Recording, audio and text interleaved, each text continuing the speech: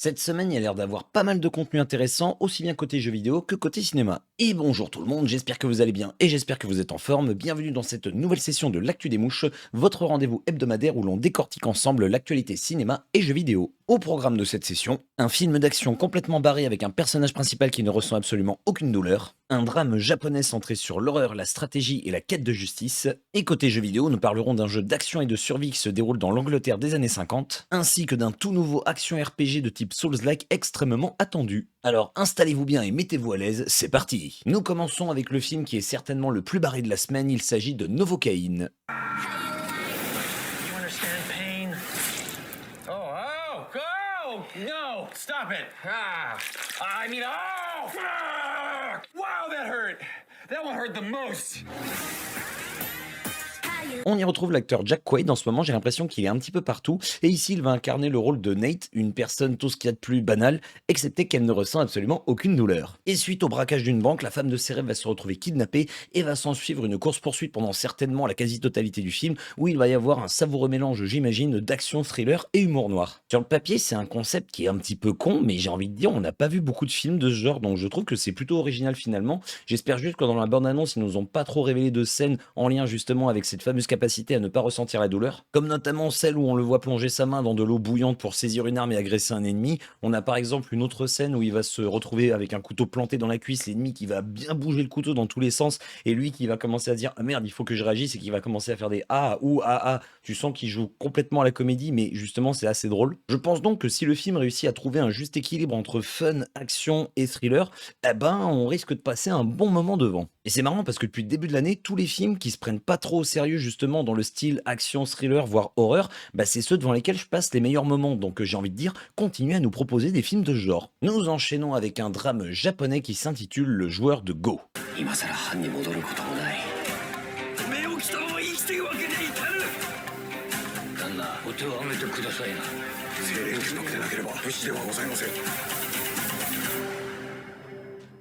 Le film nous raconte l'histoire de Yanagida, un ancien samouraï qui passe désormais ses journées à jouer au Go, et son honneur va être bafoué un jour suite à des accusations totalement calomnieuses, et il va donc utiliser toute sa stratégie, enfin toutes ses capacités de stratège pour récupérer son honneur. Le film est assez intriguant car il laisse supposer de prime abord que le samouraï, enfin l'ancien samouraï justement, ne va pas utiliser son sabre pour mener sa quête à bien, mais forcément ça ne va pas se passer comme ça. J'espère donc qu'en plus de son côté dramatique, le film va nous proposer de belles chorégraphies dans l'exécution des combats. Même si encore une fois de ce que j'ai pu lire, ça risque d'être plus une approche psychologique que guerrière. Après, j'ai envie de dire, on verra quand le film sera sorti. Et j'imagine que dans tous les films de ce style, il y aura certainement plein de thèmes qui seront abordés, tels que l'honneur, la famille, la détermination, la rédemption, ce genre de choses. Et en plus de ça, je trouve que l'acteur principal est plutôt charismatique, donc j'ai envie de dire, si l'ensemble est bien ficelé, que la mise en scène est bonne et qu'il y a une bonne tension, en plus, comme je vous le disais, d'éventuels combats, eh ben, je m'attends à une bonne surprise. Et ce sera tout pour l'actualité cinématographique. Alors, nous pourrons également noter la sortie au cinéma cette semaine de la comédie française Les Condés, ainsi que la sortie d'une autre comédie française 100 millions. Mais rassurez-vous, voyons, on ne fait pas que ça en France, puisqu'on va avoir également la sortie de On en parle, le dernier show de Patrick Bruel. Ah, excusez-moi, on a aussi un drame judiciaire français, ça change un petit peu, ça s'intitule Je le jure, et on a également un autre drame, mais qui n'est pas français cette fois-ci, et qui s'intitule Lire Lolita à Téhéran. Et nous allons pouvoir passer maintenant à l'actualité vidéoludique avec la sortie ce jeudi 27 mars du jeu Atomfall.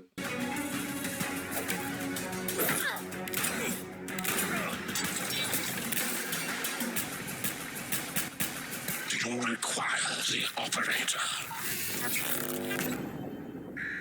Ça sort sur toutes les consoles, hormis sur Nintendo Switch, mais j'ai envie de dire c'est pas très grave étant donné qu'on a Xenoblade X pour nous occuper un petit peu, et il s'agit d'un jeu d'action en vue à la première personne et de survie également, qui se déroule dans l'Angleterre des années 50, et c'est un jeu en monde ouvert. L'histoire se déroule suite à une catastrophe nucléaire, on le voit dans la bande-annonce, il y a des décors et des créatures qui sont un petit peu bizarres, mais on ne va pas affronter que cela, on va également affronter des êtres humains, donc à voir au niveau du scénario qu'est-ce qui va nous être proposé. Donc sur le papier, et notamment avec son scénario et son gameplay qui est proposé, bah ça fait un petit peu penser à Fallout, donc à voir qu'est-ce qui va être vraiment différent, mais on peut le voir aussi bien dans l'exploration que dans les combats, bah c'est un petit peu similaire. En tout cas, je trouve que visuellement et également au niveau de l'ambiance qui nous est proposée, bah ça a l'air extrêmement prometteur. Et notre dernière sortie de la semaine sort le même jour, donc le jeudi 27 mars sur PC, PS5 et sur Xbox Series, et il s'agit de The First Berserker Kazan.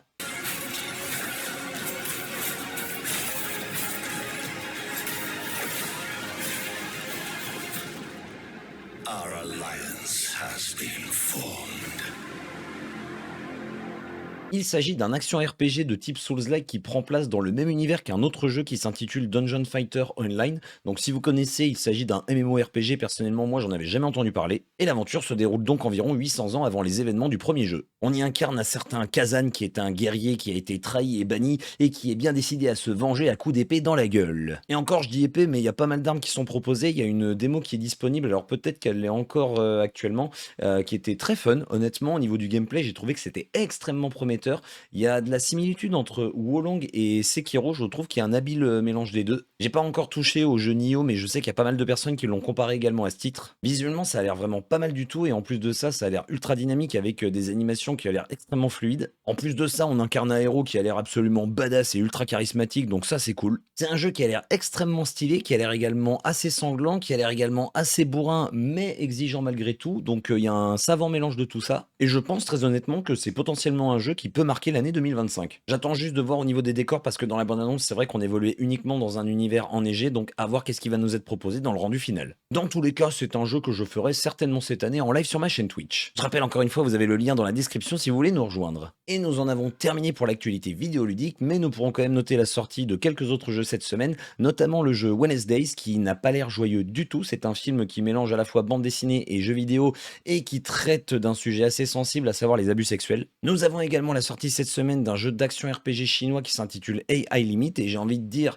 le dernier jeu chinois qui nous a été sorti dans ce style-là, c'est Black Myth Wukong, donc c'est plutôt prometteur. Nous avons également la sortie du jeu Inaya Life After Gods qui est un Metroidvania, et enfin nous pourrons noter la sortie du jeu Dollhouse Behind the Broken Mirror qui est un jeu d'aventure horrifique. Nous en avons donc terminé pour cette session de l'actu des mouches. J'espère encore une fois que je vous aurai donné envie de vous intéresser à certains films et de tester ou de jouer à certains jeux. N'hésitez pas encore une fois à me dire bien évidemment lesquels en commentaire. Moi personnellement côté cinéma je suis hyper chaud pour Novocaine, et côté jeux vidéo, je suis très curieux de voir ce que va donner ce Kazan. Encore une fois, n'hésitez pas à vous abonner à la chaîne pour vous tenir au courant de l'actualité cinématographique et vidéoludique, et pour ne pas manquer mes éventuelles prochaines vidéos critiques. Si, je vous promets, ça revient dans pas longtemps, mais là, ça fait 2 semaines que j'ai vraiment pas une seule seconde pour faire quoi que ce soit. N'hésitez pas encore une fois à me laisser un petit pouce comme ceci ou comme ceci, et il ne me reste plus une fois de plus qu'à vous souhaiter une très bonne journée, une très bonne soirée et ou une très bonne nuit.